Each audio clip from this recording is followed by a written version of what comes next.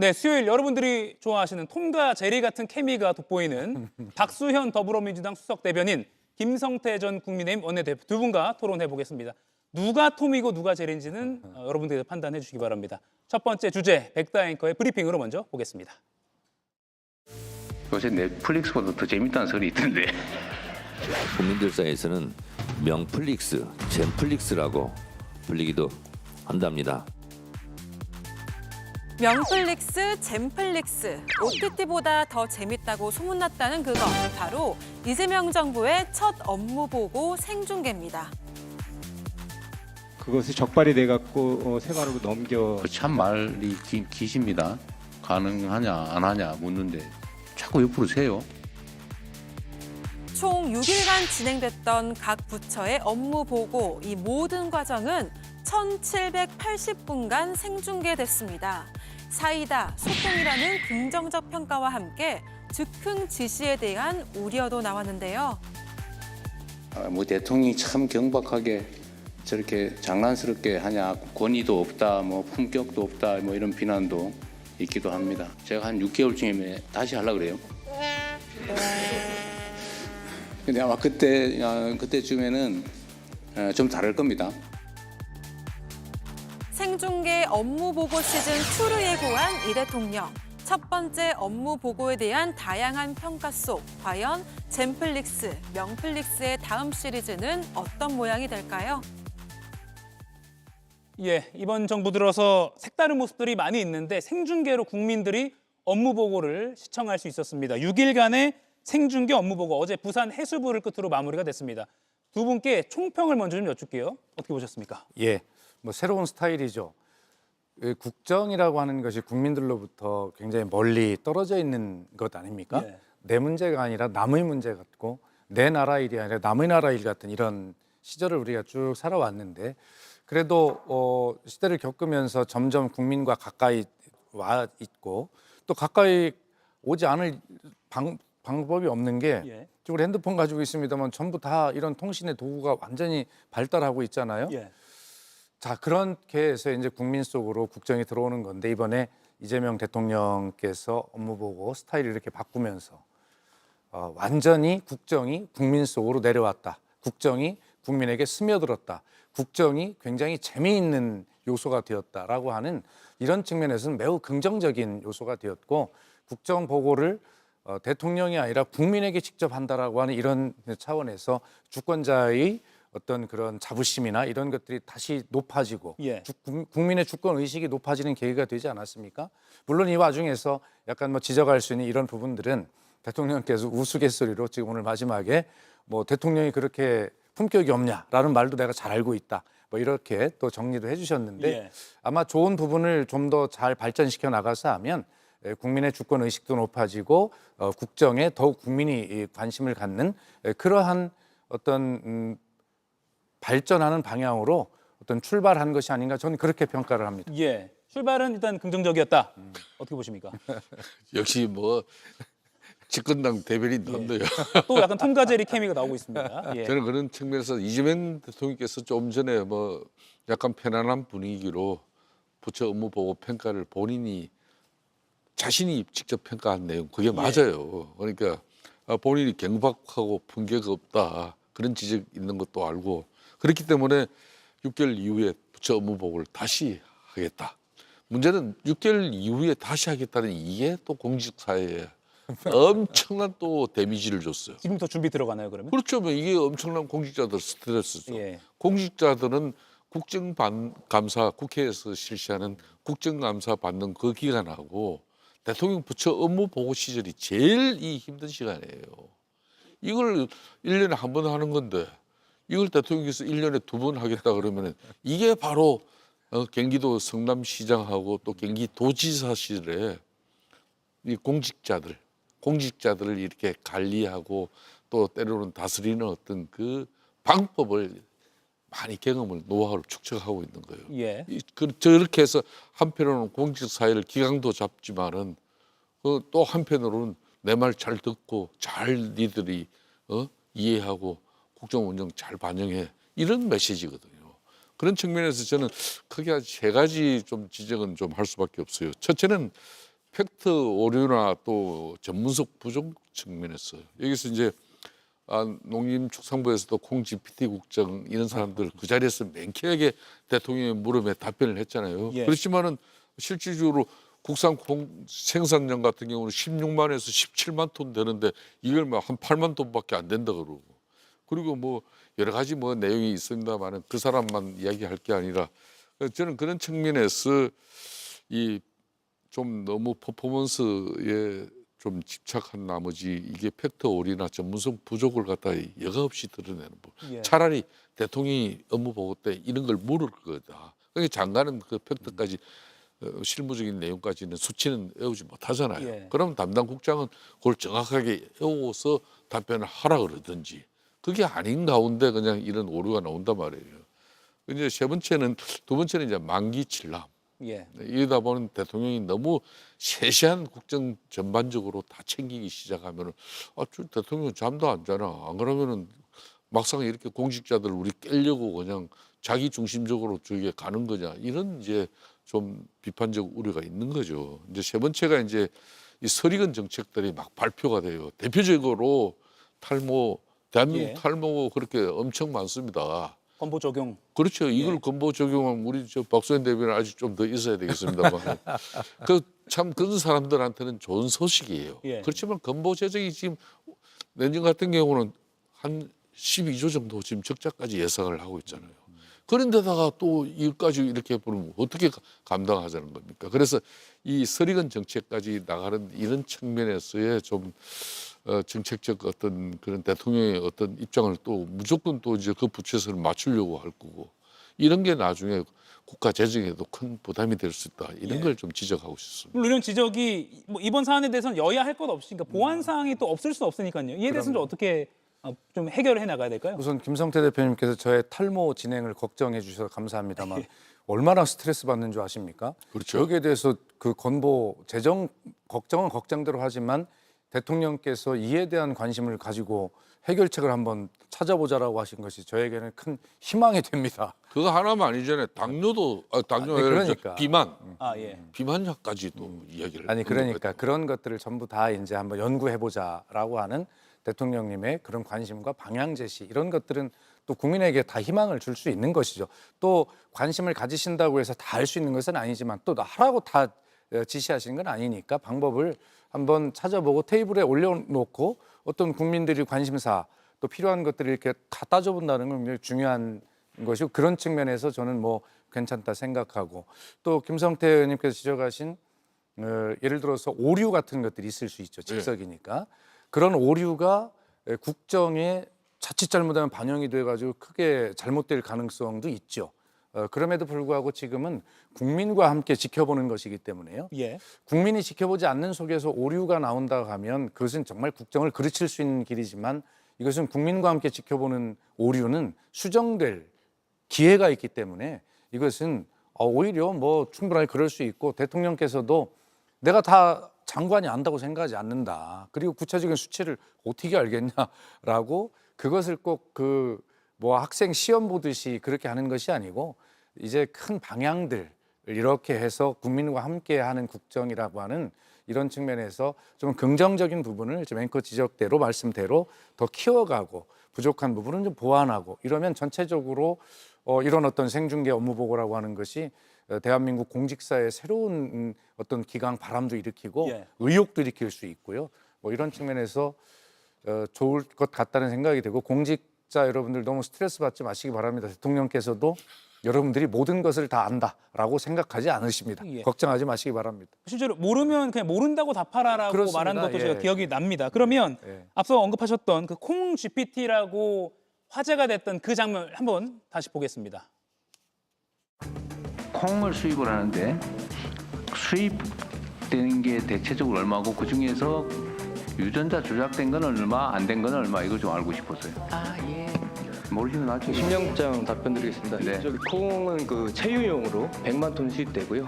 전부 GMO라고 보시면 되겠습니다. 체유용 예, 기름 짜는 콩기름 짜는 겁니다. 그 외에 뭐 예를 들면 두부로 만들고 하잖아요. 예, 식용은 난 GMO입니다. 그래요? 예. 우리 자체 콩 생산량은 얼마인지 혹시 아세요? 저희 83,000통 올해 예상하고 있습니다. 83,000. 농림축량국장은 명쾌한 답변으로 먹을거리에 대한 국민들의 막연한 우려를 불식시켰습니다. 또한 AI처럼 정확한 수치를 바로 답하는 전문성으로 국민 신뢰를 높이고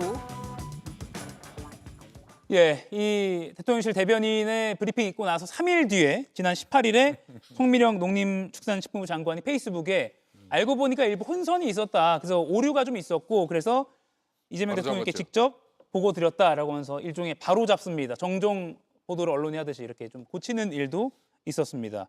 그러다 보니까 공직자들 사이에서요. 이런 반응도 나옵니다. 국장급에서도 개별 통계를 일일이 확인하는 건 사실 쉽지 않다. 기억력 테스트가 아니지 않냐. 사전에 조금 어느 정도는 조율하고 했으면 오히려 국민들이 보기에도 이제 신뢰를 더 얻지 않았겠냐. 그리고 보여지는 것도 중요하니까요. 그래서 이런 것들은 하나만 더 저희가 좀 디테일하게 들어가면요. 6개월 뒤에 또 한다고 하니까 이런 거 좀 사전에 좀 큰 틀의 질문은 좀 주고 하는 것도 괜찮겠다 싶기도 한데요. 아마 그게 안 될 거요. 예. 이게 이재명 대통령께서 업무 보고를 받으면서 즉석에서 하는 질문이 많아 보여요. 예. 그때그때 떠오르는 거. 그렇습니다. 예. 그렇기 때문에 이것을 사전에 뭐 좋습니다. 그런 걸 좀 병행하면 좋겠죠. 오늘 대통령께서 이런 것이 관심이다라고 해서 예. 그렇게 큰 틀을 뭐 병행할 수 있고 지금처럼 대통령께서 그렇다고 궁금한 걸 질문하지 말라고 할 수는 없지 않습니까? 저것은 아마 그 성남시장과 경기도지사 이 지방 정부를 이끌면서 몸소 그 본인에게 체득된 스타일이기 때문에 저런 스타일을 대통령이 바꾸라고 할 수는 없어요. 그렇다고 해서 저것이 무슨 공직자 업무 평가의 기준이 되는 건 아니지 않습니까? 그래서 그런 부분들을 좀 병행해서 하면 좀 발전적 방향이 나오지 않을까 이런 생각이 들고요. 또 제가 그 청와대 수석이나 대변인 할 때 경험을 보면 어떤 대통령이든지 토론을 많이 합니다. 문재인 대통령도 토론을 굉장히 많이 했고 노무현 대통령은 뭐 토론의 달인이라고 하지 않았어요. 근데 제가 생각할 때도 이런 부분들이 국민에게 공개되면 정말 재밌었겠는데 근데 그 장면이 대통령이 물으셨는데 뭐 정책실장이나 수석이 모르고 그럼 대통령께서 죄송하지만 그 뒤에 앉은 비서관 좀 일어나 보시겠습니까? 그래서 묻기도 하시고 예. 그러면서 굉장히 긍정적인 결론으로 이룬 경우들이 많아요. 그래서 과정은 너무 우리가 그 중요하게 이 토론 과정에서 생각 안 했으면 좋겠어요. 그 결론이 굉장히 그 긍정적인 방향으로 작용할 수 있다면 좀 더 나은 국정으로 가는 길이 있을 수 있다면 모르면 어떻고 지적받으면 어떻고 대통령도 좀 틀리면 어떻습니까? 그러나 국민께서 함께 지켜보시기 때문에 저는 안전판이 있다 이런 생각을 하고 마지막으로 대통령께서 이게 저는 잘 모르지만 새벽까지 뭘 보시고 한다고 하지 않아요? 아마 틀린 게 있으면 대통령께 직접 그 텔레그램으로 문자로 다 국민들이 아마 보낼 겁니다. 실시간 댓글이나 온라인 반응을 상당히 자주 확인한다고 저도 알고 댓글을 있어서. 다 읽으시는 스타일로 알려져 있습니다. 원래 그런 댓글 하기를 통해 가지고 쉽게 말하면 자기 편을 많이 만들어내고 그렇게 해서 당권을 잡는 그런 흔히 말하는 팬덤을 만든 당사자가 이재명 대통령이에요. 그러니까 지금 현재 이번 부처 업무 보고를 통해서 대통령이 이제 통치 철학이 국정 운영을 뭐 하는 어떤 여러 가지 기술 중에 하나를 갖다 부처 업무 보고를 이렇게 매년 하는 그 행식적인 틀에서 벗어나 가지고 실질적으로 대통령이 이 모든 부처 업무 보고의 이슈의 중심에 서는 겁니다.